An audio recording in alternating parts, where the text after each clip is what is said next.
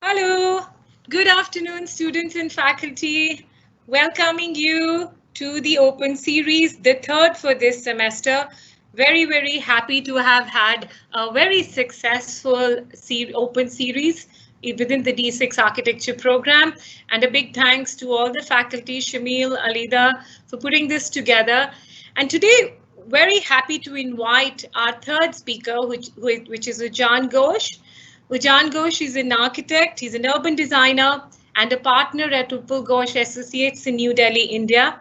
And importantly, he's been my mentor, he's my professor from the days when I was doing my master's in urban design in School of Planning and Architecture. Ujjan is a founder member of the Institute of Urban Designers in India, and today he's going to be talking to us on urban design for sustainable architecture. I think this is a topic which is very important to designers across the world, students of architecture, where he will give us insights into the basics of urban design and what is its relationship to architecture.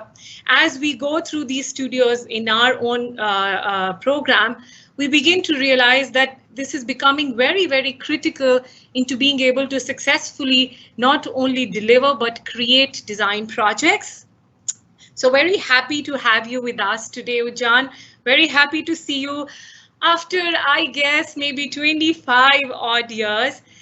And now introducing Ujjan, I think it is very important to understand the kind of work which Ujjan has been doing and what kind of an experience he has. Ujjan actually did his undergraduate studies from School of Planning and Architecture in 1975, when probably most of you were obviously not even born. And then he moved to UPenn, University of Pennsylvania, where he completed his Masters of Architecture and Master of City Planning in Urban Design. He worked in the US before coming back to India, and he joined Upal Ghosh Associates as a partner. He has a huge portfolio of work right across the Indian subcontinent, and he's been practicing on both architecture and urban design projects in various parts of the country.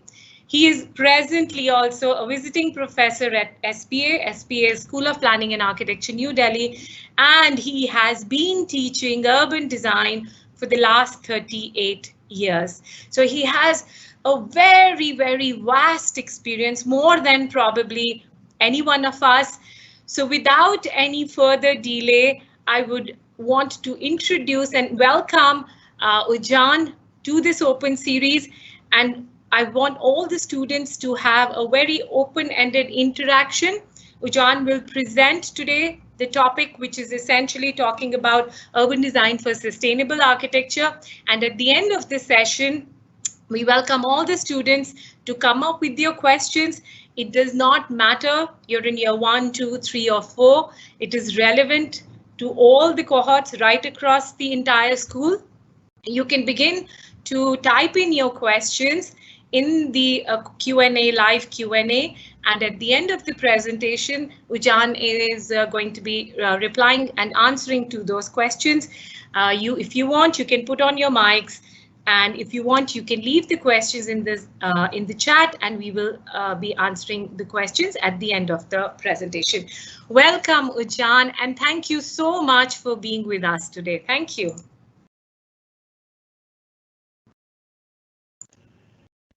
Thank you, Harpreet.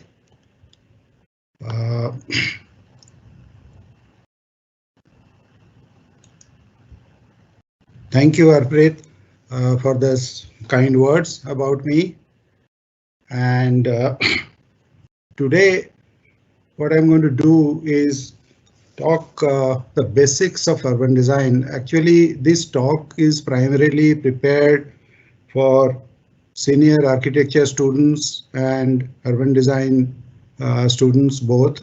Because during my all these years of teaching, I keep hearing this question even after going through urban design 1 or 2 semesters, that what is urban design?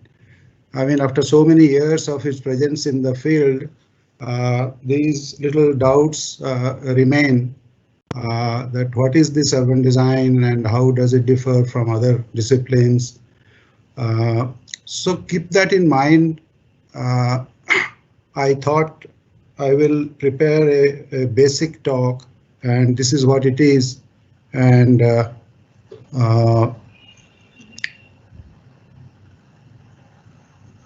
yeah, can you hear me, everybody? What do you can hear? Okay.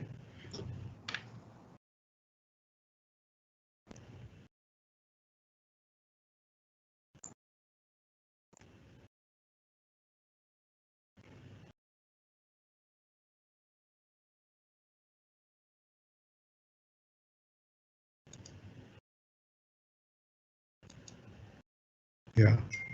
So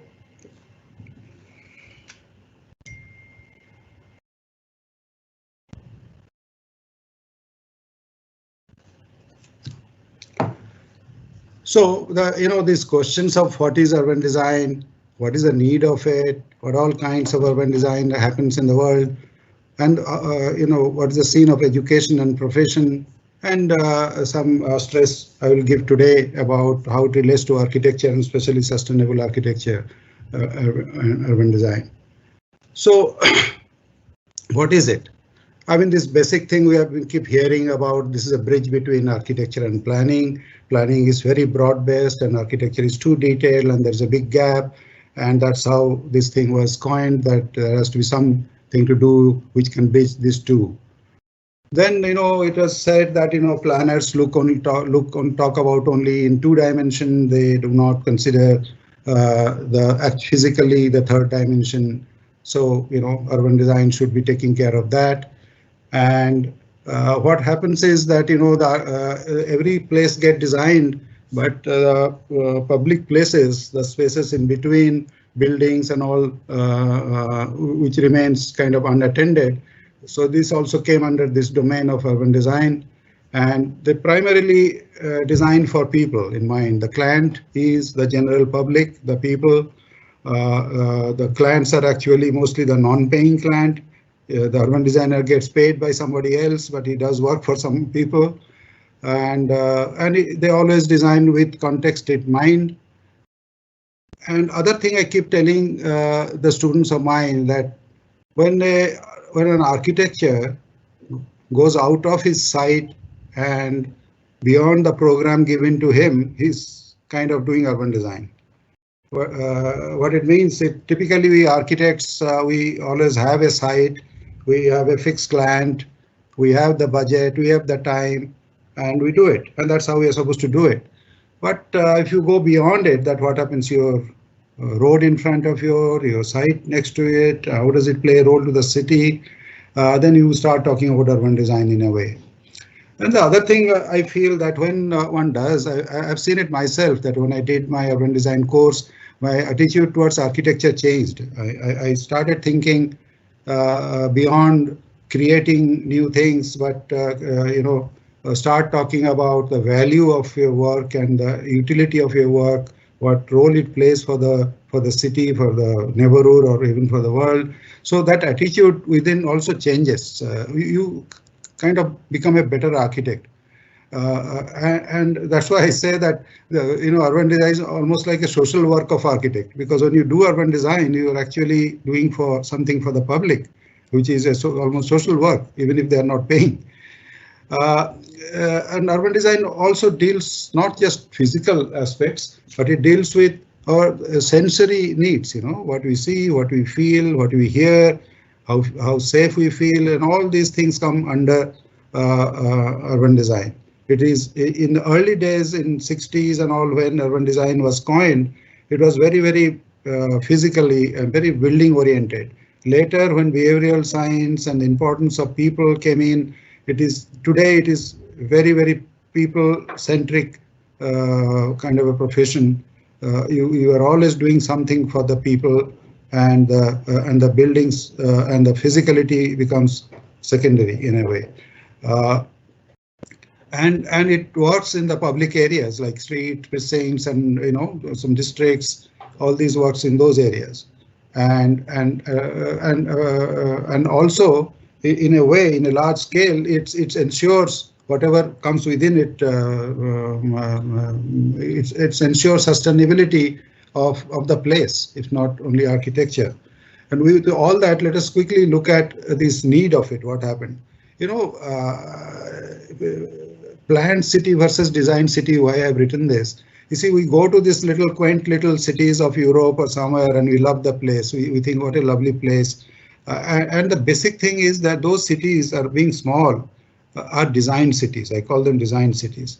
But then when the city becomes big, I believe that design has some kind of a limit. You know, beyond that, the true design is difficult. So then the planning comes in. So the larger cities of today, I call them as planned cities, and the smaller little beautiful cities are because they're nice, because they were designed, which comes to the point that can the whole large city can be designed, or should be designed in parts, or in nodes.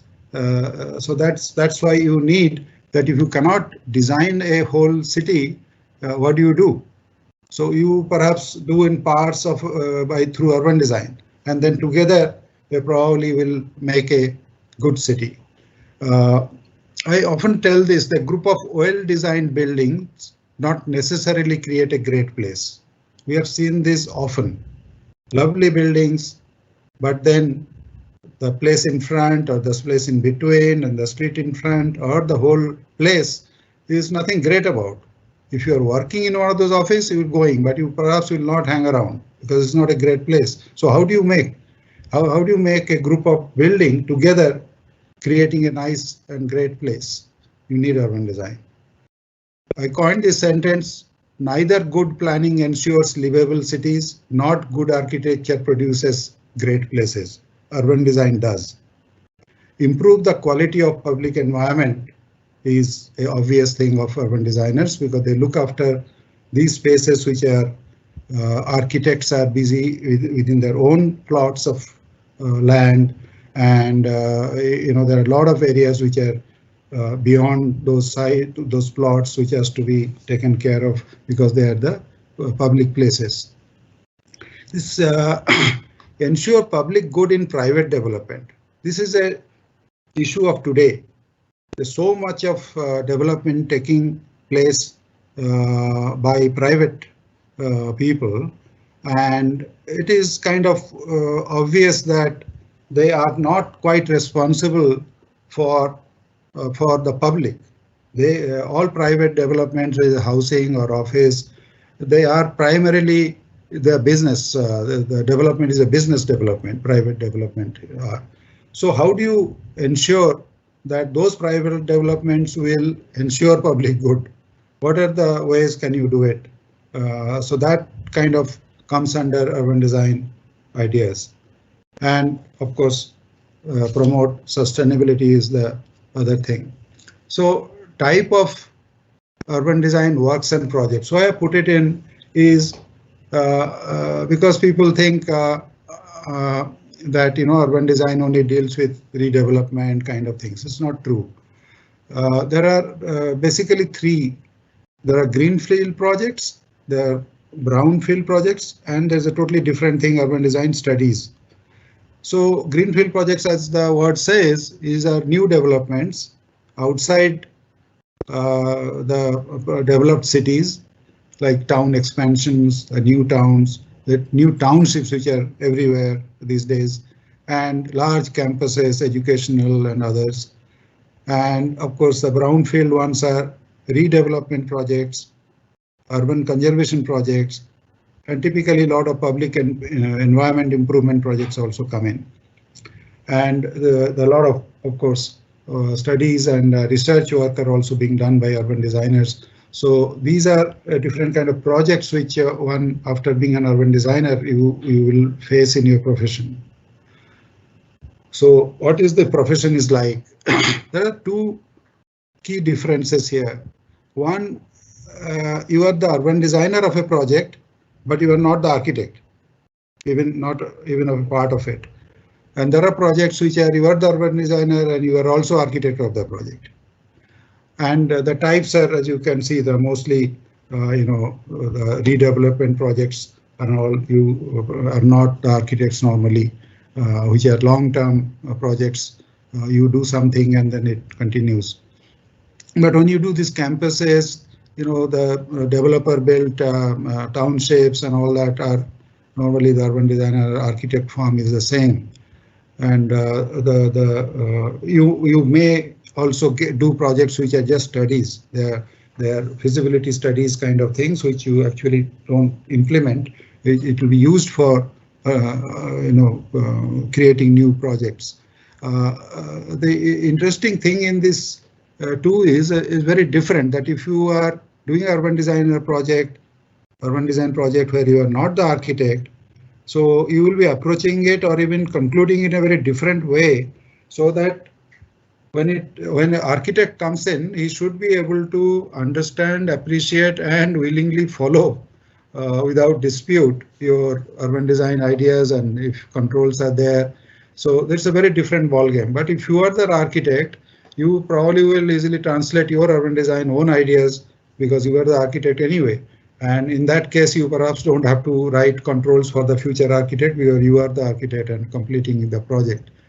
And after that, I just wanted to say about the education, because there is a little misunderstanding sometimes.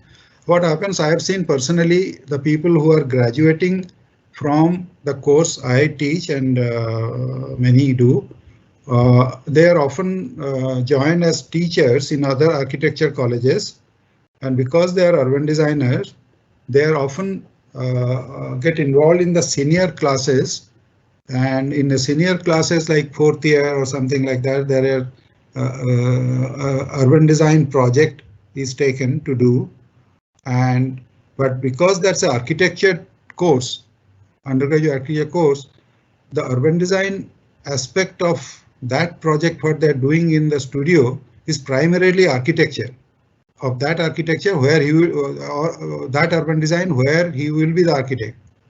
I believe the undergraduate level senior classes, when they teach urban design, that urban design is primarily for the urban designer who will be also the architect, where those ideas will be used in his large-scale architecture project. Whereas most of the postgraduate projects which is run, they're often for those projects where you are not the architect, which is a big challenge actually. It's if you are the architect, easier to implement urban design ideas. But if you are not, if you want others to design based on your urban design ideas, then that becomes little more difficult in the sense, how do you pass on those ideas, how do you document them, how to legislate them, all those things come, and that is what is taught in postgraduate level. So what happens sometimes, this urban design after finishing masters, when they join architecture, sometimes they tend to teach what they had learned in postgraduate level, which is actually not the thing which is to be taught. They maybe introduce that to them, but architecture will remain the key thing in those senior level architecture courses. They should be taught, that's what I feel.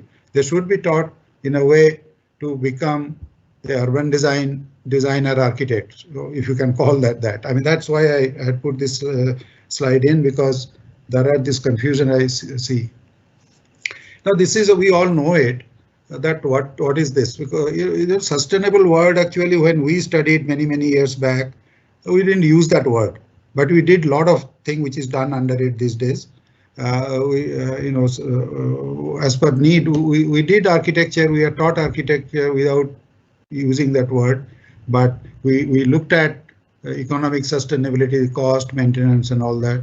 We did look at culture, livability, livelihood, and all that, and environmental sustainability, which is actually the key one for architecture, where this climate, water, and energy, etc., are taken care of in architectural level.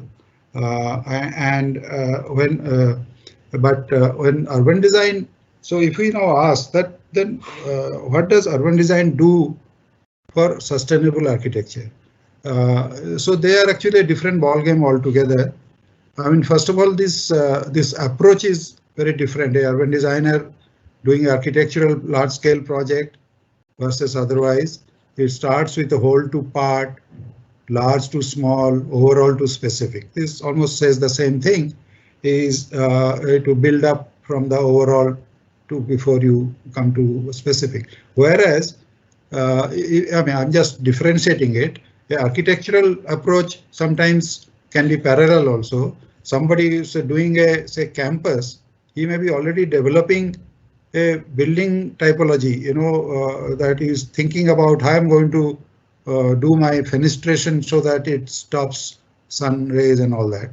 But I personally, or what I feel should be done, that because if a lot of work has been already done on that, and then when you do the urban design part, and that shape and form of that building comes something else, all that work, much of that work may not be useful. So it is always good to, the urban designer's approach would be to go from whole to part. And of course, urban designers design to the context. We have been always talking about, physical context, but one has figured out that the socio-cultural context is very, very important. If the architecture has to sort of successfully, sustain itself, like a housing remains a good housing, that kind of thing. One has to look at the social context. I will give you an example later on. And all these connections and relation to the surrounding has to be established first before you can even think where should be your entrance to your property, where you're doing your architectural project. And you have to go beyond and build up from, outside in to actually locate your gate, as simple as that. And if you are designing a compound wall, you probably should be thinking about your neighbors' use and what is that development like. So the context and climate and environment is, of course, is very sort of used for a long time. And sustainability is, from the urban design point of view, how the architecture, the whole project can sustain longer time, has to be seen. And urban designers often do things through a systems, because they do understand the urban areas or any large project has these two components in it. Some are systemic, there are systems which are interrelated, and there are some isolated things, like much like our human body.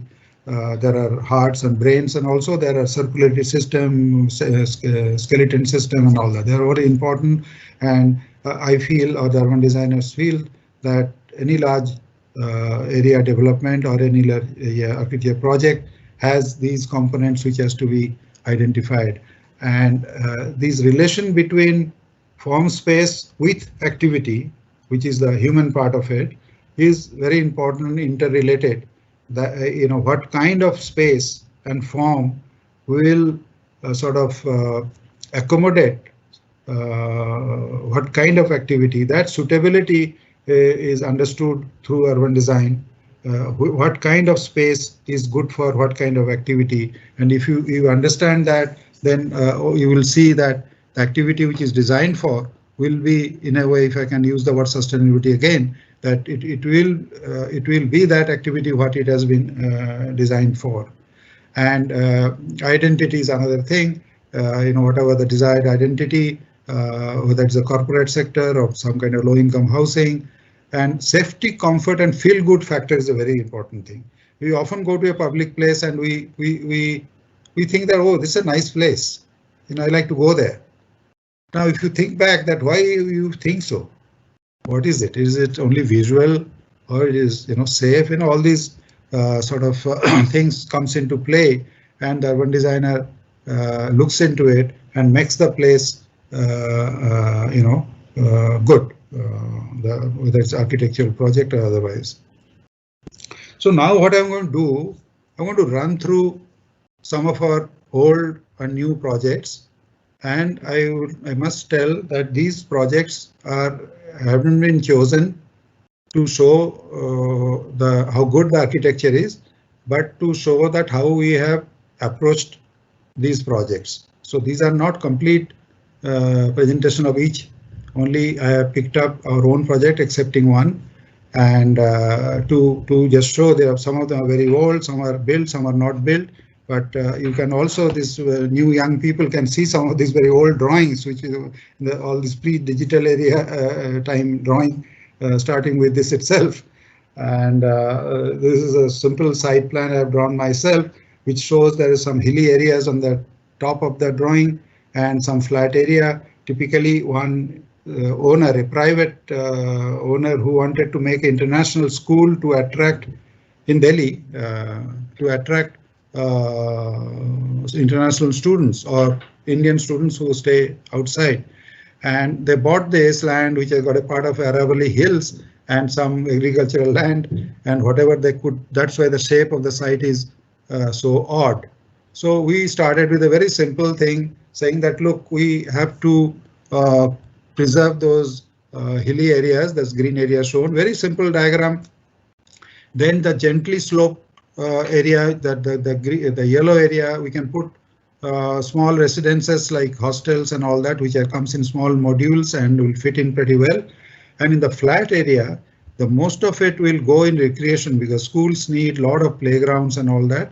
And we'll make a compact academic area right at the foot of the hill, where this reddish color is shown. With that kind of a very, this is what I was talking about, starting from a hole to this thing. It's no rocket science, but just deliberate, really thinking in a process, Then how do you arrange this building? This I call a structure plan, a urban design structure, which shows how the buildings together create spaces. It starts with a large open space in the middle, which all schools and academic institutions need for various things. And then it has also got 2 courts, and all these things can be only formed by buildings. So the buildings have been shown how they are, sort of lining these spaces to create these spaces. The one on the left side, the south side, is an entrance court surrounded by, those buildings which need frequent visit from the city, from the public, like the auditorium, there will be admin building, etc. Whereas the north court is the students' court, is surrounded by dining hall, gym, and all that. And it also connects to the hostels in the slopes. Importantly, in between this is the academic block, and the large college green is lined by other ancillary buildings, labs, etc., and all that. And all these are put in an axis, east-west axis, centered around the hill as a backdrop. And with that, you often, what we do, we also do referencing. Where do you learn things from? This is another way of doing things. So here there's an old Nalanda University. Very often, many architects, one of the most referred old structures. And my academic block on the top is actually based on this, with classrooms around courts and larger buildings like labs and library, etc. And the other side is a learning from history is another thing one do. And now, what would be the identity, or what would be the character of the thing? It was a competition. Actually, it's a competition which you had won. We thought that it should be student friendly. It should be low key, not overpowering, and these young students should be able to identify with the thing, and also to give importance to the natural feature like the hills which has been preserved. The students should understand right from the childhood that environment is how important it is. With all these ideas, we went ahead with this project, and then how do we arrange this central thing? How do you make a school attractive to the students? So as I was saying, the urban design approach is, think about the user more, so then and let the form come out of it. So we thought that schools are very important for children. You all remember our schools more than our colleges, little spaces and all that. And a simple wide veranda, double height, is a very simple thing we all architects do. But for a child, it is something awestruck. This is such a big thing and all that. And interestingly, this is the place which connects all these little cells of clusters of classrooms. And this school particularly was following a method where the teachers have a classroom and the students move around. So you go to a English class. So everybody between classes move around and go to the subject classes there. And this is the place where they meet and do that little 5-minute secret into each other's ear, because very disciplined school, this residential schools. So this was the idea behind creating. The screen is not moving.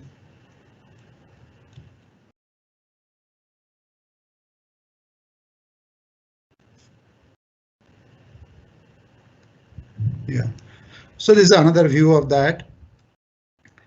I must tell I cannot help but tell this story. We won the competition, but soon it was not given to us. The owners of the school said that you have a perfect, you have a beautiful design. We really love it, but we cannot do it because you have made a student-friendly school. We actually wanted a parents-friendly school.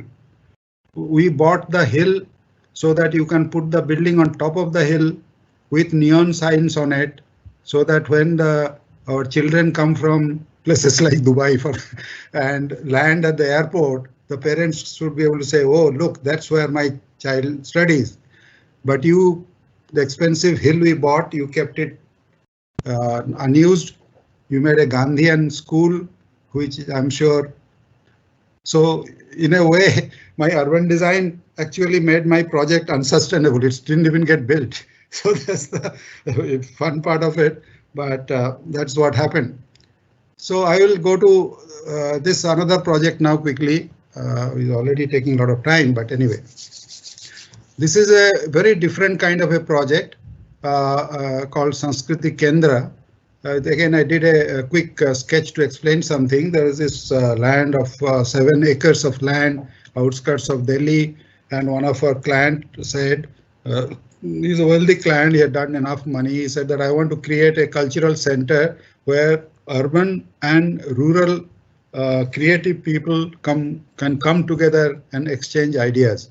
So we want to site is something which is almost built, almost designed inside. The site had nothing but one dry drain, which only has water in rainy season, but it had a physical presence in the thing, small one, and some trees.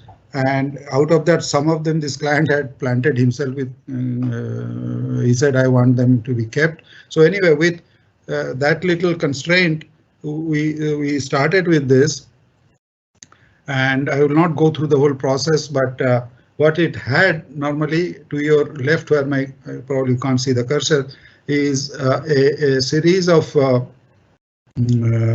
museums, and done in a very different way. One is underground, one is with pavilions, and another is and when it comes to this side towards the left top, that's where the rural people accommodation, and it was done in a courtyard form. And to your right, these two blocks and few more have been added now. It's not new, where the urban creative people like painters, writers, artists, they come and stay there. The third building is actually the owner's own house, and in the central area is landscaped carefully for different activities. And the idea was to give a very distinct kind of a non-urban, I won't say rural, look to it, and that's how this is a kind of a real sketch, and this is the kind of what it looks like, very down to earth. These they look mud, but they are not actually mud. It has been looked like mud. Otherwise, mud is actually not sustainable that much. It needs a lot of money to keep a mud structure going. So they are done in a different way. The drain which was there, they're shaped up in a way that it creates a central linear water body, which is then it's dammed carefully to collect water in some portions through the year. Otherwise, some other areas, the dry bed becomes a usable space in most of the year, actually, in Delhi, which is very hot. And so you create all these beautiful things. This Kund is connected to that system, water system, and surrounded by building. So it's a kind of design. You design the open space and then you see what buildings can create such a space, and that gives the shape of the building. And then you do the architecture of the building. I mean, this is the other way around. It is not like the olden days we design buildings and then try to do a site plan, how to locate these buildings now. Now that I have 4 buildings fully designed, I have to move around and see how do I arrange it. It's not like that. We start creating space, positive spaces, and see the walls of that space would be the buildings, and that will, at least part of the building will be determined by this urban design exercise. This is one of the entrance to the museum, which is a museum of terracotta. It's a very, very interesting thing. It starts with, different kind of earth and, dyes, and then it goes through several pavilions where terracotta work from various states of India are displayed. And there are some other photo of that area. I'm coming to another project. This is in Hyderabad. They are all India, of course. And this one had a 22 acres of land. But interestingly, it had Hyderabad is a city of lakes actually. Some dried lakes, some small, some large. And very interesting, this hillock all over the town and outskirts. Small hillocks with interesting forms of stone, which is very well known. Hyderabadi stones, they will be standing on top of each other, balancing, kind of naturally balancing kind of things. So luckily we had 2 of these. One of them, the client was already breaking. We stopped them. It's a government project, so we could stop it. And and there was a water channel coming from the other land, going through this lake, overflowing, and going to another lake. So we wanted to preserve this water system. These are the approach I'm talking about, and this is what I don't want to keep using the word sustainability, but this is what ultimately lends to sustainability of various kinds. So if you want to really preserve anything, whatever it is, whether a building or a water body or a hill, you have to use them. Use them in a way that it doesn't spoil it. Unless you use it, it will be very difficult to keep. The client will keep asking, what is the use of it? It is unnecessarily expensive to clean it and all that. So you have to find you. So before you tell even the client, you do some things. There was some vegetation was there. There were even wild birds there when I went. And housing is very close. The development all are not all around, but towards the left, a lot of development was there. Now it has spread around, and this water is to come. So we thought that we will make the lake even better. So we increase the dam height a little bit so that it can collect more water. We put a natural filtration system right at the entry in our site, but in the entry, so that it can special kind of plants were put to make a broad filtration of the water coming from the open land across the road. And we thought that we have to in our design make that the main thing if you want to really convince the client. So this is an institution of hotel management, and so what we did that we wanted to put the main building, which is the main academic building, on the water, and so that it sort of integrates with it and gets used visually at least, and we laid out.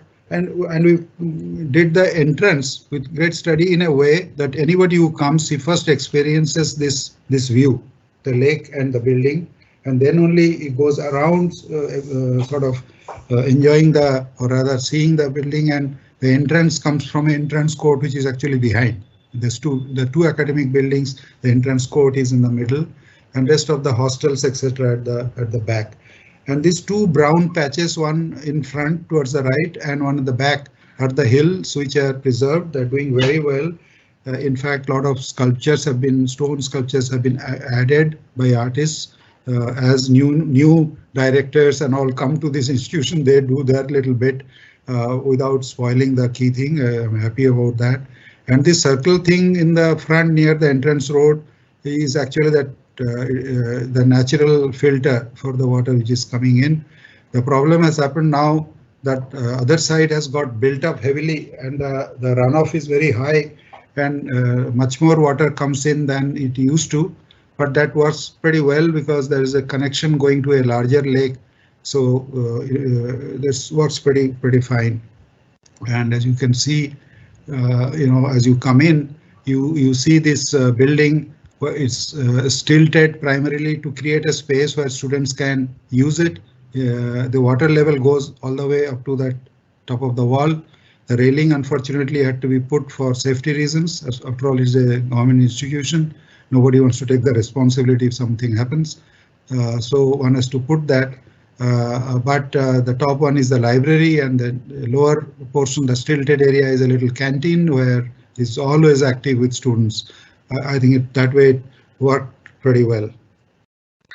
And these are, because we talk about identity, this is a tourism school, so we thought you see the kind of work we did at Sanskriti Kendra and at the cultural place, and this is the little touristy and colorful kind of thing we tried here.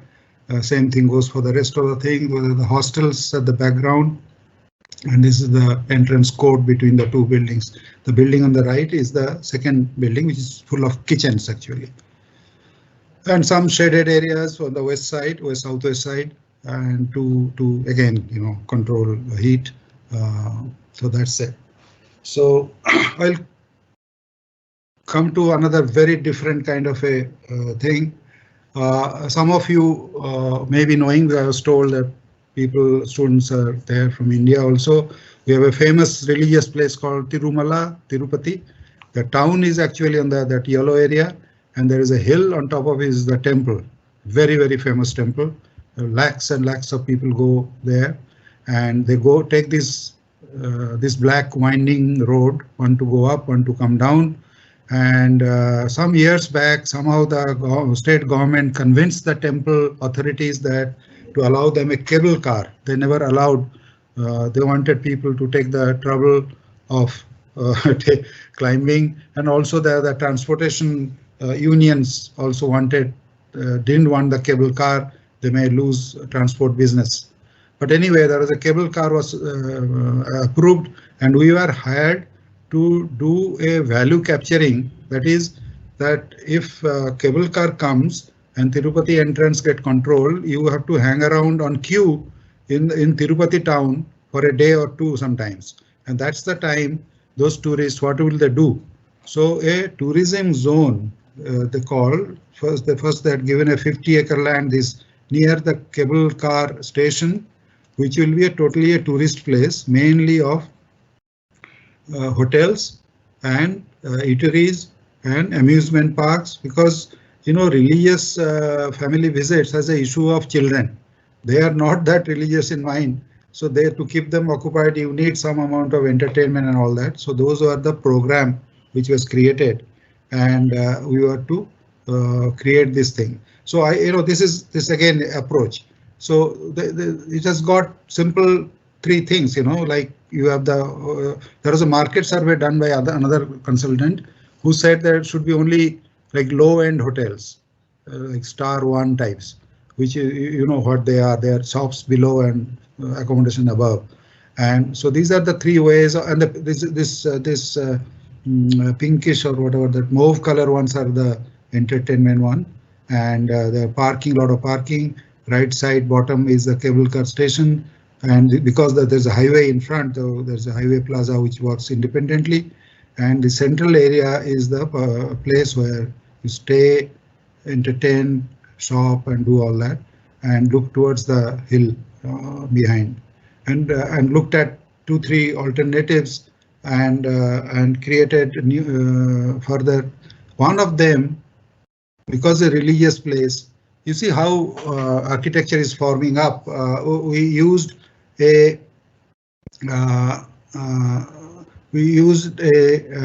mandala, Hindu mandala system to arrange these things, which says that the center of 16 squares is supposed to remain empty. Then there's supposed to be the green is the green of the area of gods, then the terrestrial area, and then the Daemons area around it. I took that and tried to convert that to a design concept and suggested that let us do one thing, let us put all the hotel in this pink area, which is supposed to be for human beings, and create this green area with replicas of famous temples of India. Because this is a tourist place, it will be, you will have big attraction of coming and seeing this, and central, which is supposed to be Sunya, which is empty, is a water body. With that, and the surrounding, the Daemon area, I made parking, which is, I think, fairly comparable to Daemons. And outside these are the amusement parks, water park and all that thing. So with that kind of a concept, we developed, this kind of urban design plans, how buildings form the central square, and where the shops should face, where each of these hotel has their vehicular entry from the other side, where the public side is on the inner side, making it active. Those yellow areas are wide footpaths where one is assuming a lot of people will be walking, and the front ground floor, which is controlled to put all these hotels have some eatery areas and some tourist buying kind of shops are there. So that one was expecting it will be quite a vibrant place and attractive enough for attract people. So this is another approach of doing things I wanted to show. Then I again took to give one more example, again from Hyderabad. Hyderabad has a huge area called Silparamam, where craft is promoted. A lot of shops, and there are a lot of also cultural halls and all that.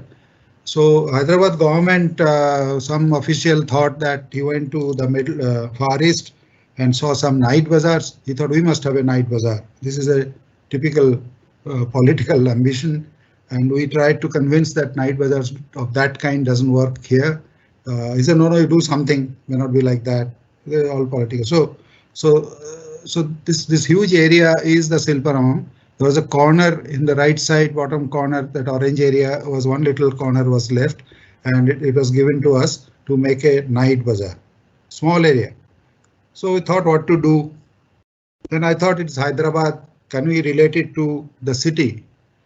So a quick look at the city, old city, gave this kind of character, focus, street, built thing, character here.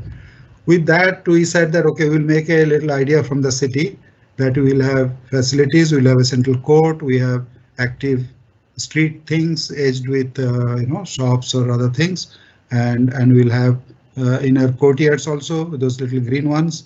And with that kind of a concept, we translated that to the triangle and brought in water features, central space, called it Charminar Chowk, which relates to the Charminar of Hyderabad.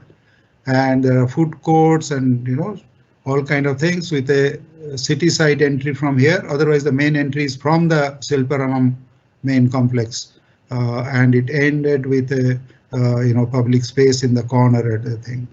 And this is the important thing of it, that in a small thing, how you can relate to the city. And because it's a tourist place, so how do you attract them?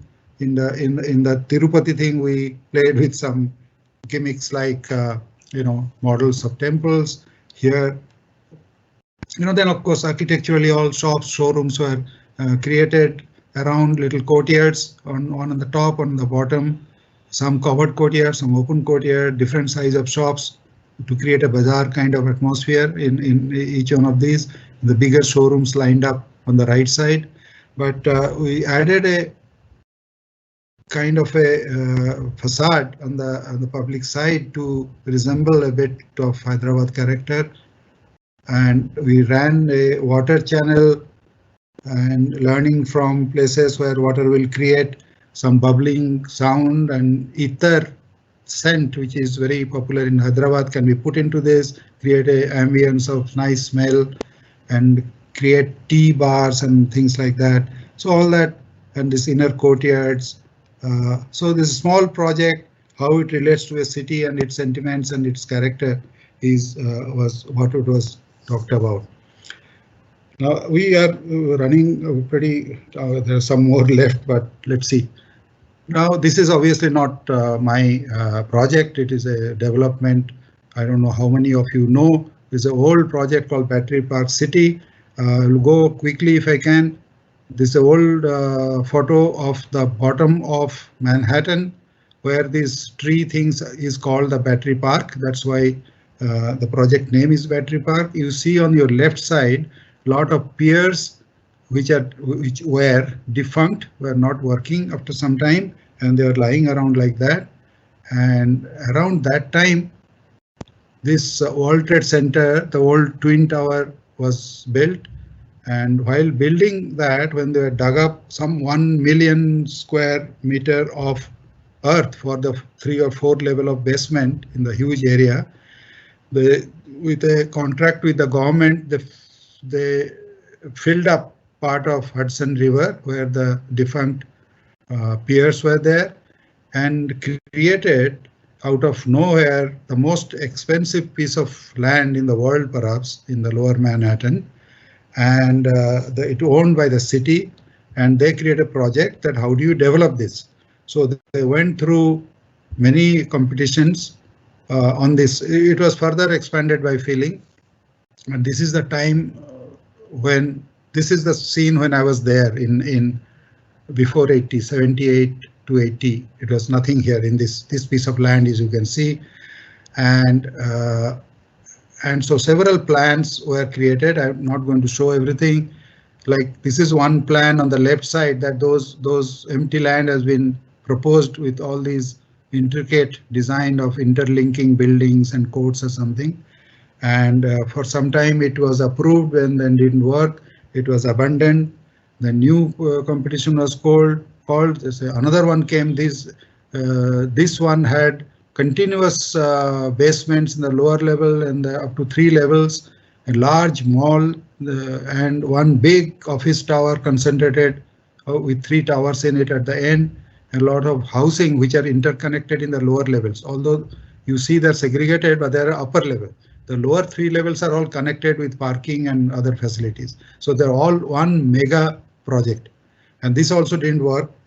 And finally, when the city was almost deciding to divide it and sort of sell off to private parties, a young urban design firm called Cooper Eckstadt Associate, Cooper Eckstadt. This is, I'm talking about those 69, sorry, in 70s.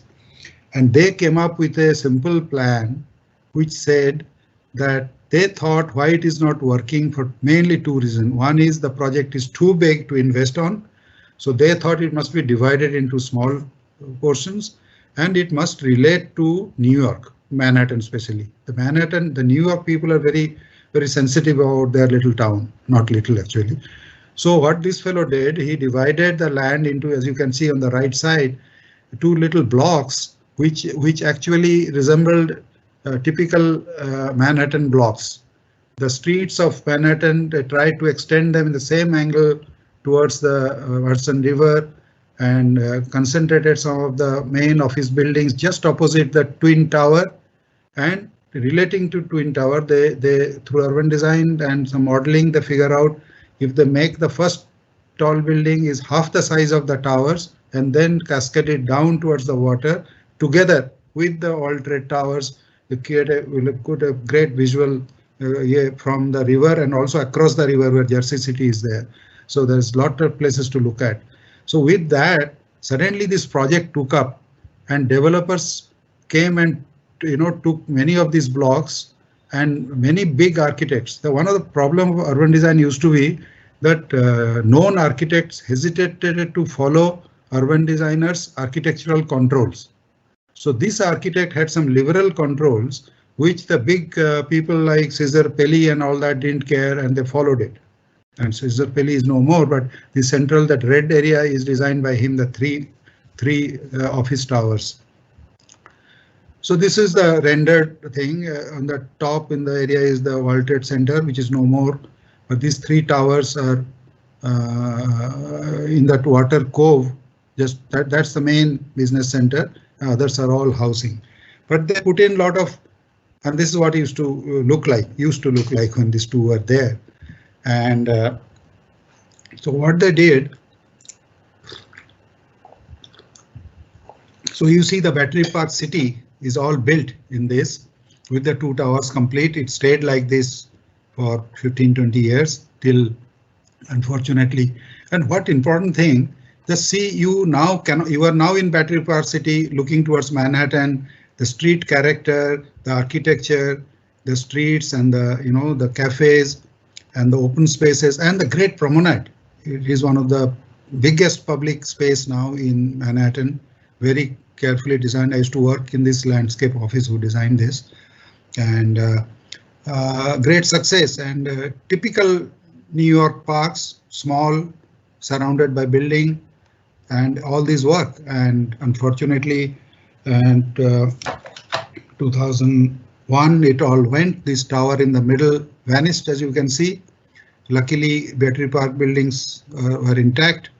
And as you all know, these twin towers are actually part of a World Trade Center complex, which was developed in, I think 70s, early 70s or even before that, by actually amalgamating about 4 or 5 New York blocks, which are like on the top, what you can see, they were all raised.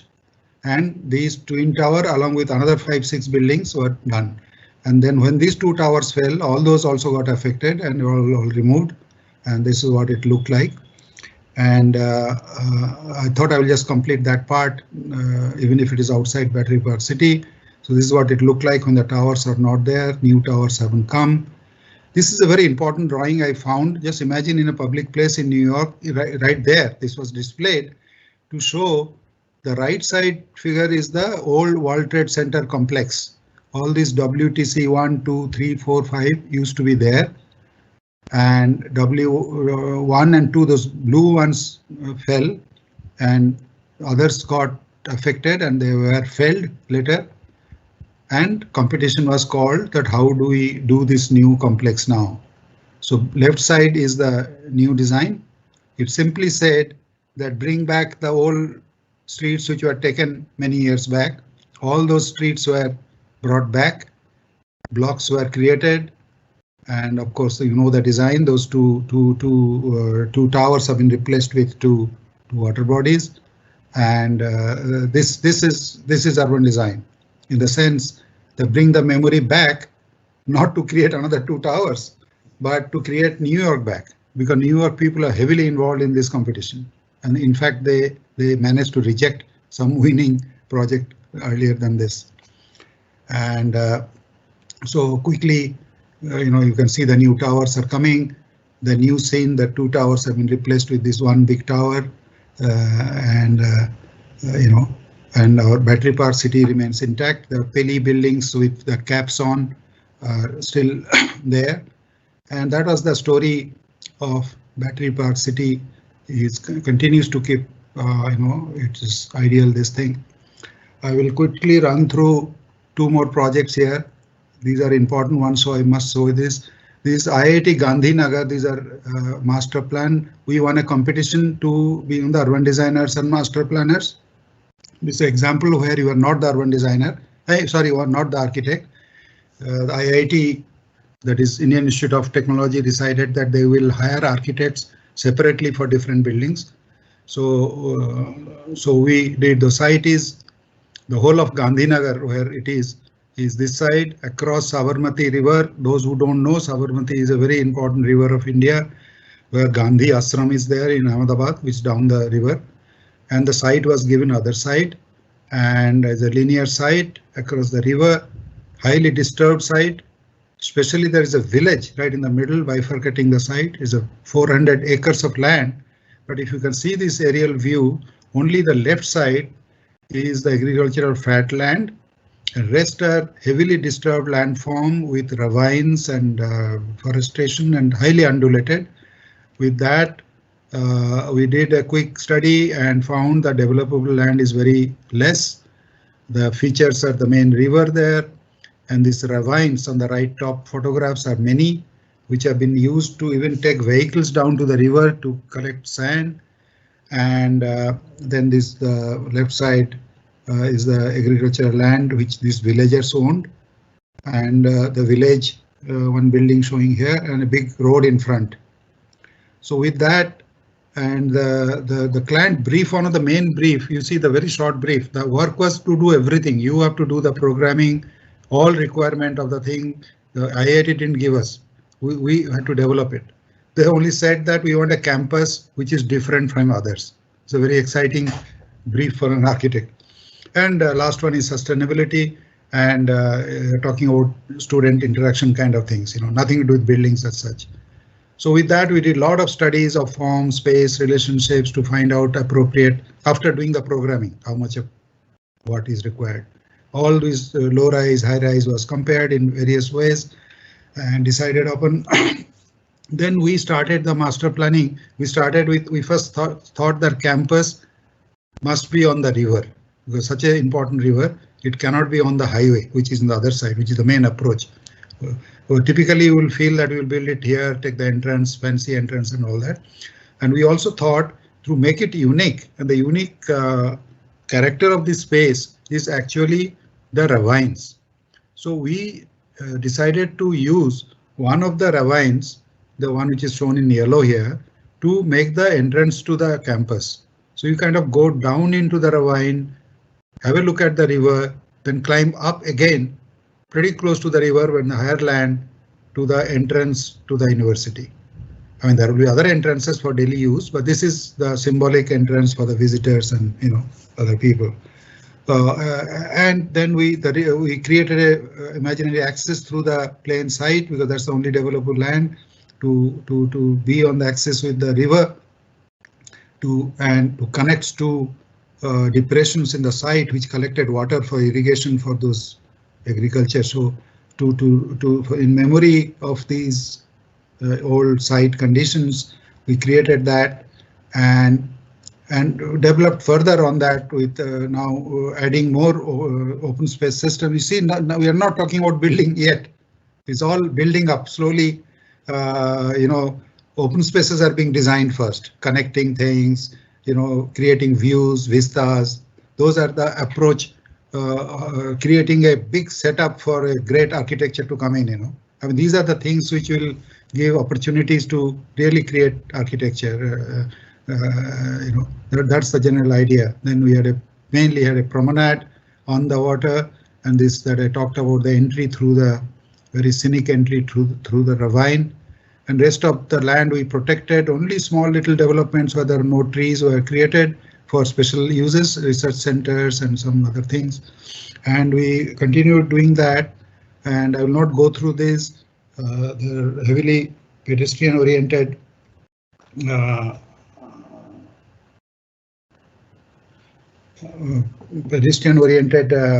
campus, so we discouraged vehicles in various ways, and then the sustainability part becomes very interesting here. We used, for example, we used the ravine not for the road but also for treatment, sewage treatment, natural sewage treatment using bioreactors and root zone and all that. I will not go into detail, but another important thing was in terms of social equity. We suggested that these campuses keep growing every year, new buildings keep coming up, so there are always labor force there. We said you must have a labor housing there, where new contractors will come and hire those places so that they don't loiter around in unhuman shelters and all that. These are all built into the master plan and they're following it. And then we said, as a social sustainability, because these villagers got very angry when the institute came, because they started putting a wall. We said you demolish the wall, put a railing only, visibility, adapt the village. 1 crore rupees money was kept to sort of have a symbiotic relationship with the village. Now, village is a big friend of the institute now. They come and work here as maids, as gardeners, and the students go and do projects in the village. And there are one interesting thing I would like to hear. To keep water, lakes are not a good thing because they dry up because of evaporation. So wells are the best thing. So we created several wells, and the wells were, because the life-giving water is there, were celebrated with some public structures where students can come and hang around. There are 4 of them like this of different design on top of the well. And there are other building ideas and all that I would not go through. And this is what kind of form space relationships were there. And the build form is low rise. And this is very important. So all that buildable area, now each pocket has urban design control, very simple controls, so that big architects can happily work here. Doshi is doing work here, Vimal Patel is doing work here. So it all went very successful. We had this kind of controls, very simple controls about movement and public space only. No architectural control was given. In fact, we said the built character of the campus is derived from the urban design ideas and does not depend on any particular architectural expression, either through style, material, or color. The proposed master plan can accommodate different kind of architectural expression produced by different architects. That was the idea, and it worked pretty well. As you can see, in our urban design scheme, we have the left model and the hostels. Now the hostels have been already built like this, and you know the lane, the little lanes in between, and the academic complex in our master plan illustration and what has been built. You know, these are the comparisons from before and after kind of thing, and it went pretty successfully. I will not take this up because we are run out of time. This was the last project, and I will stop at this, and so you can then we go to the next. Any questions and all can start now. Thank you so much, Sujan. I think your entire lecture today has just come at the right time, and very important highlights, because the students, I think, are able to begin to see what is being told to them in the studio as an expression in actually built projects. So thank you very much. And this entire journey through moving from an urban intervention to an architectural intervention is very challenging. And I think what you're beginning to highlight, that even within an urban design setting, in that particular context, when you have an urban design studio in an architectural program, the architectural content still remains of prime importance, addressing those urban design issues. Thank you so much. I think a huge amount of information, and I'm sure the students are going to leave thinking about it, because now it is not only at a conceptual level, they can see how these different urban design components are actually applied on real sites for real clients. And when you're talking about, you know, leftover spaces, I think that is always a struggle, a challenge when we have design projects with the students, because site planning is definitely not about building buildings and then putting them or arranging them on a site. And at the senior level, you know, the year 3, 4 levels, we beginning to see sometimes that as a uphill task. Sometimes we are more successful than other times. But thank you for all this beautiful range of projects, and all projects which are kind of moving from, you know, addressing the macro urban level context into a micro architectural built level. So thank you so much. And welcome. Thank you. And we'll like to now have the students come up with their questions. So we do have questions, and I will read out the questions for you. So the first question is, can an urban designer promote more social interactions? If yes, then how?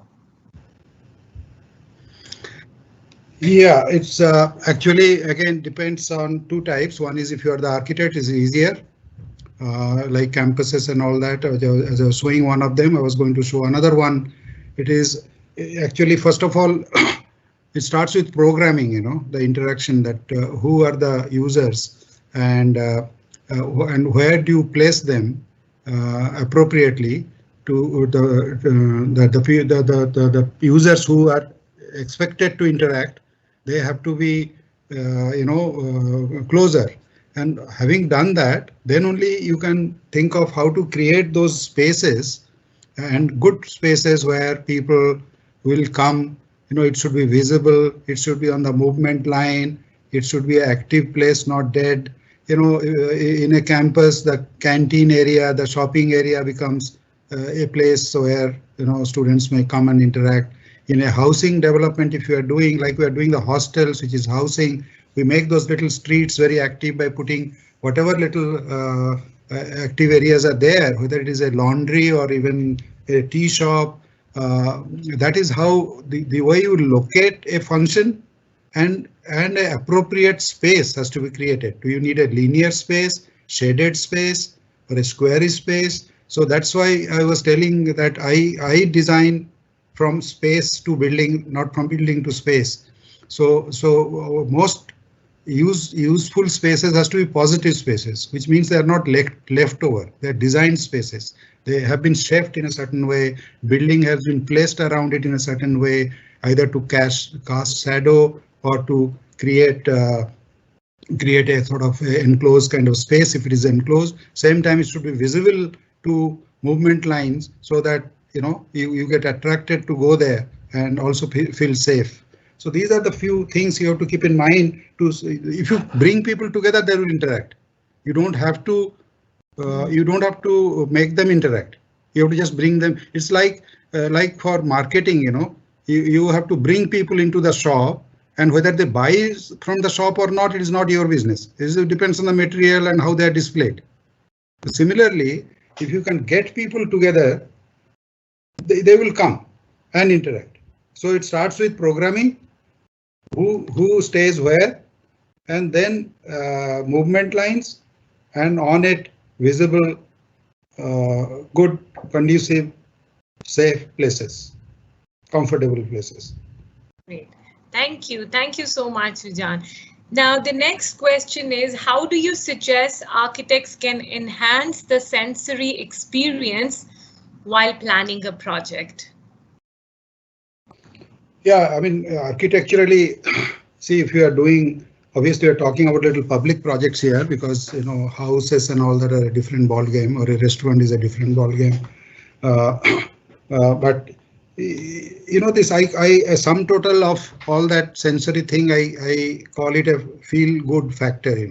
What is the feel good factor of a space? I think to feel good, first of all, it should be pleasant to your eyes. That is the visibility part of it.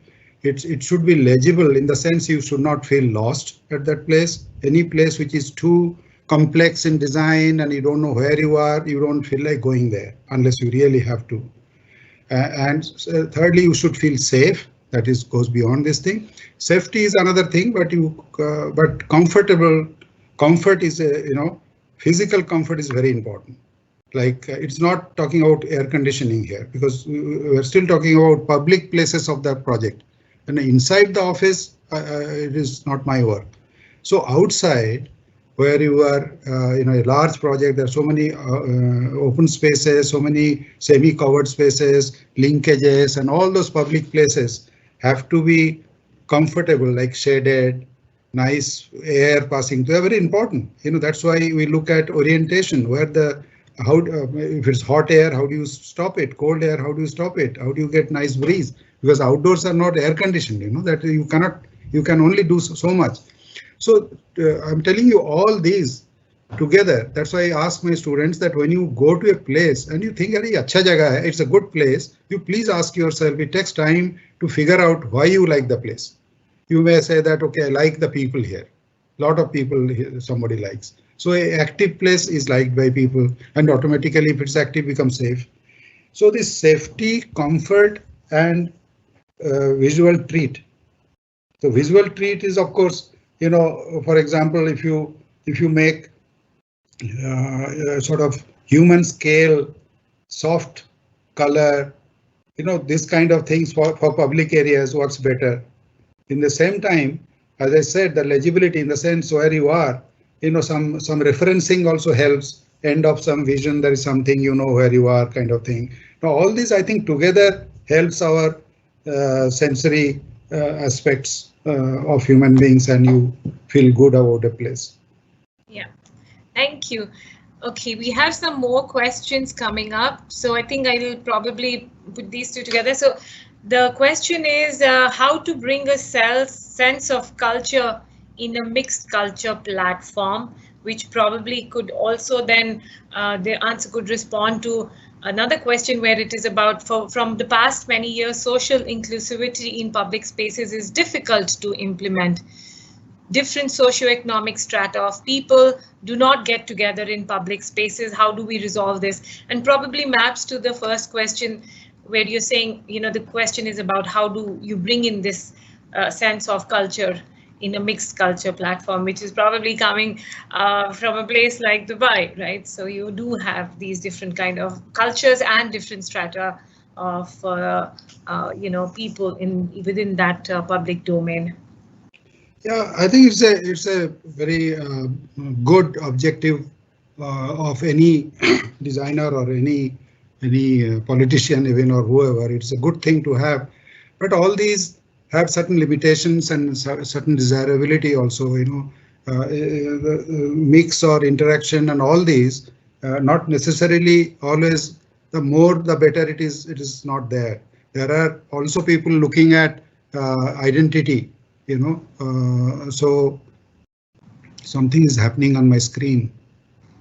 Okay. No. Okay. Yeah. Is everything okay? All right. Yes. Everything is fine. Yeah. So that kind of I reduced the responsibility by saying that it is not always possible to the highest degree of sort of inclusivity or interactivity or whatever you call it, and sometimes even not even fully desirable. See, inclusiveness is a very big word. I think it has on us to study carefully that how much of inclusiveness should be there so that each group also have their own identity, and everything cannot be mixed. It is not desirable, as I said it. There should be. The best thing is to give options to people. If there's options that yes, if I want to meet, I can meet. If I don't want to meet, I should not be disturbed. More options you give, a better public places becomes. A large public place should have area, a quieter area where somebody wants to go and pose. There should be some place where kids can play when the parents are doing something else. So all these options should be there so that it should be ultimate. After all, it should be a choice. So you have to of the person. You cannot create a design that should not create a design that if somebody wants to not to be seen so much and even forced to be seen, it's also not a good idea. So I would suggest that all public places, to make them inclusive, means that everybody has some opportunity to be comfortable there in whatever way, whether psychologically or physically. Everybody wants to be comfortable physically, but psychologically, in terms of interacting and knowing others or things like that, I think options is the key thing to make a place inclusive. Inclusive place is a place where everybody has the opportunity to express himself or even do whatever he wants to do. Inclusiveness is not that every place must be used by everybody. Every little place must be maybe a whole big place has different areas plus interfaces where they can interact, where they come together to walk together to some place that they interact. If they want to, if they don't, they don't. Right. So I think the design is equally important to give, identity to whether cultural groups or economic groups or whatever you call it. Otherwise, they won't come. If a poor family with little kids, dirty little kids, not wearing proper clothes, they want to come to a public place, they will shy off from there if they say the other kind of people, unless there is a place for them. And ultimately, if you can bring them closer, then there are chances of mixing and the social barriers may be lifted. You have to just bring it closer, give them an opportunity, to talk to each other if they want to. You can't force it by Right. design. That's my. Okay. Okay, we have two more questions. So one is, when designing a housing project for a user profile, that is designers, what is the most important point to keep in mind? So I think this is coming probably from one of the year 3 students, because they're designing a housing project. So just to kind of give you a quick overview, it's a waterfront housing project, Live Work, and they are actually beginning to come up with the program for the project. So in this case, this particular student is probably designing for designers. So the question is, what is important point to keep in mind? No, see, saying that if it's a large project, there are hundreds of designers who will be staying in a colony in their houses, isn't it? Yes. And so you know, I don't really think there is too much of specialty required in an overall level. Maybe in the unit level, Yes. but in overall level, again, my last reactions goes with this also. Because you know, the creators are very different, very temperamental. You know, some people create things together, some people want to in a seclusion in a public place. Yeah. Some people just don't go out. They paint in their living room. Some people go with their aisle to the open space. Some people, you know, they will be standing one row of painters painting on a seafront. You know. Yeah. But the other fellow will go half a kilometer away to be away from those guys to paint. So, but when it comes to the living part of it, I don't think these are not custom designed flats. So you have to design flats which are maybe 2-3 types. One is for painters who need or sculptors who need double light spaces, who need sunlight. Some people, light is important. A writer may not like that much of a natural light. Maybe a painter might like to do a so unit design is there. So maybe there are 3-4 types of housing, but when they are put together, I think those principles will be same as what I just said, to create a variety of public places so that everybody has a choice. There's no way you can manufacture it for everybody the same thing. Right. Thank you. And the last question, students, if you have any more questions, probably your last chance, please type it in the Q&A. The last question is, the architectural community loathes the idea of high rises.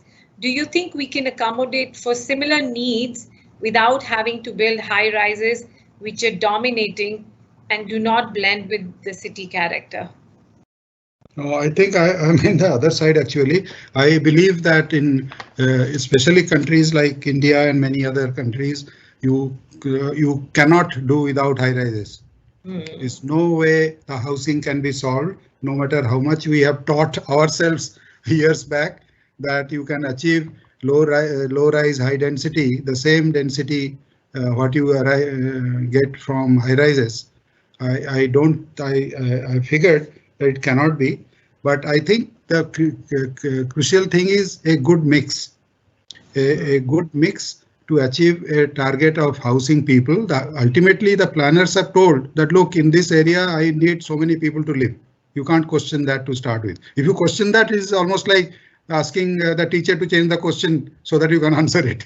So if you have to house a certain number of people, and there's a huge number, and you will, so I would go for a mix because and achieve that.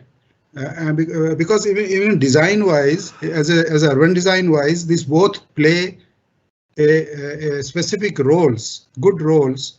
What high rises can do as a city skyline or as a view on a street and whatever it is. And I feel that if the urban designer has in his program a mix of high rise and medium rise and maybe few low rise meaning 8-story, you know, not like I think plotted houses should be banned in cities.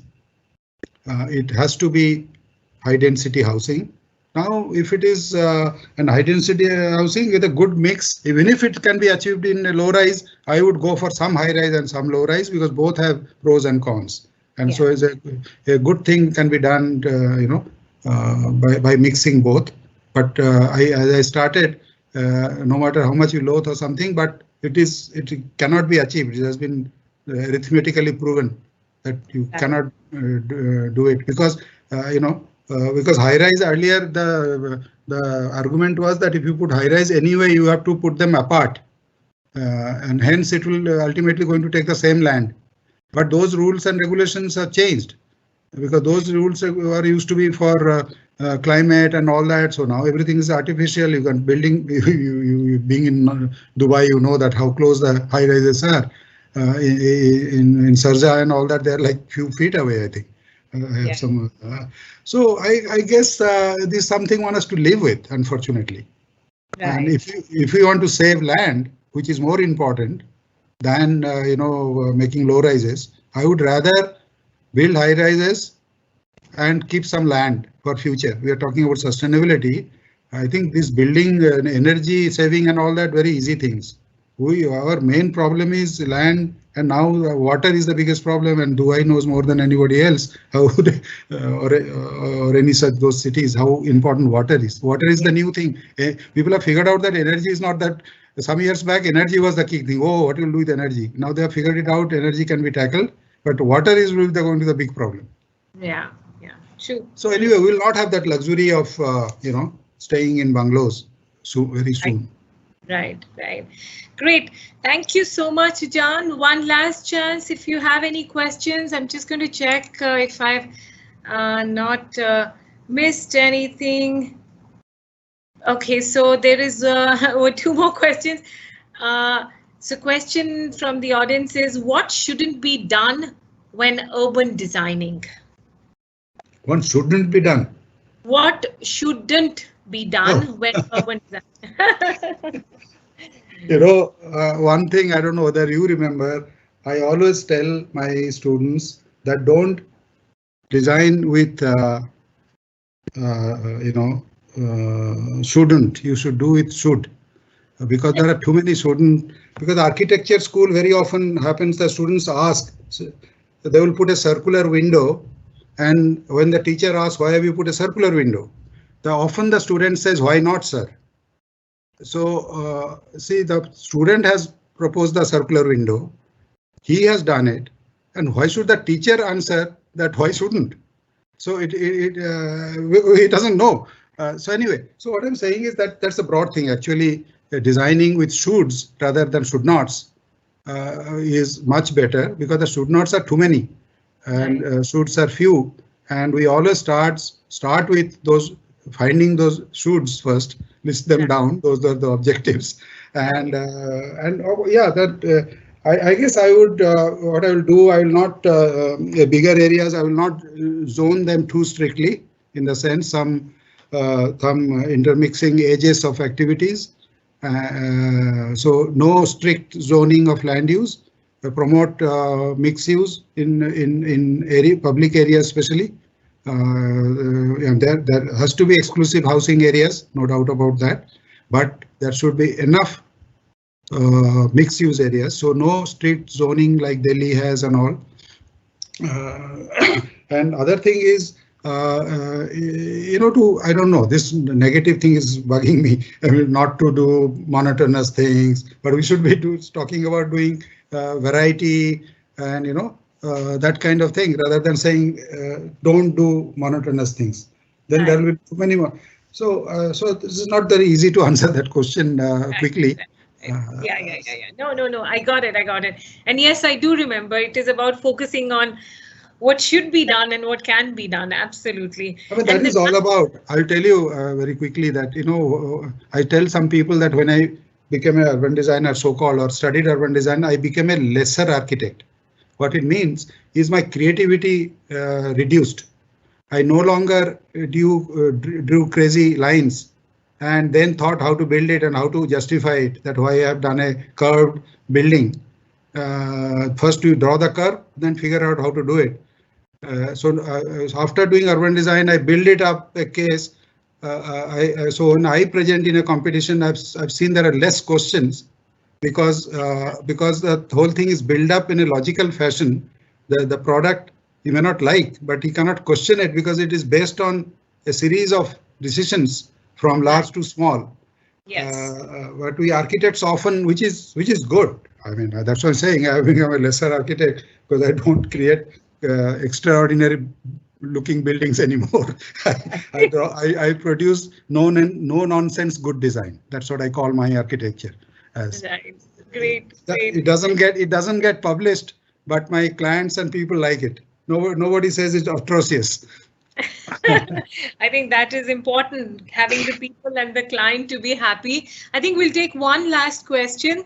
When designing, I think again, it's a very generic question. When designing a housing project, what are some of the important things to keep in mind?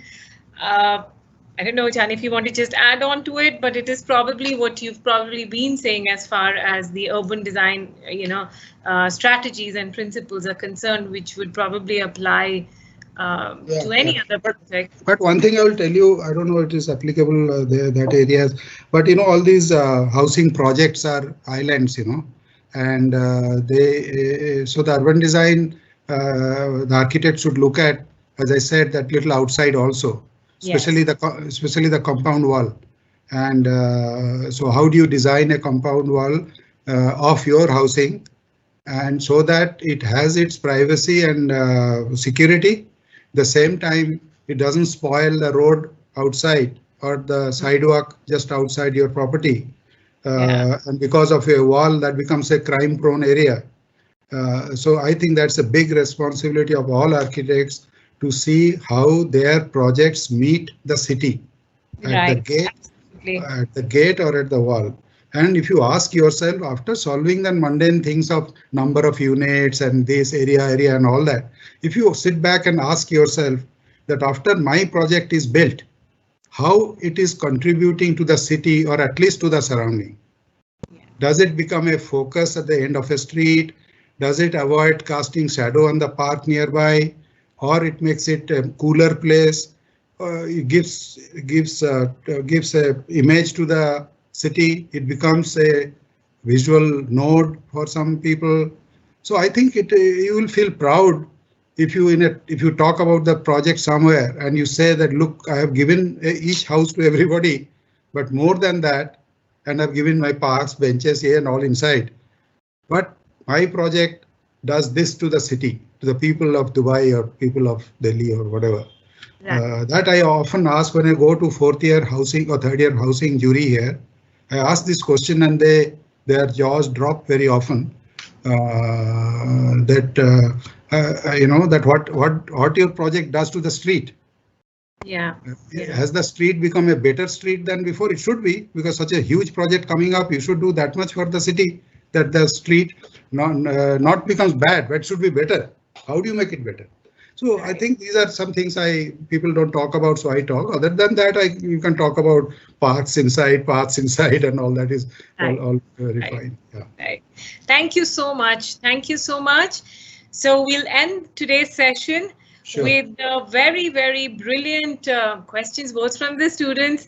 And I think Ujjan has been kind enough to open up and have this interaction and dialogue with all of you.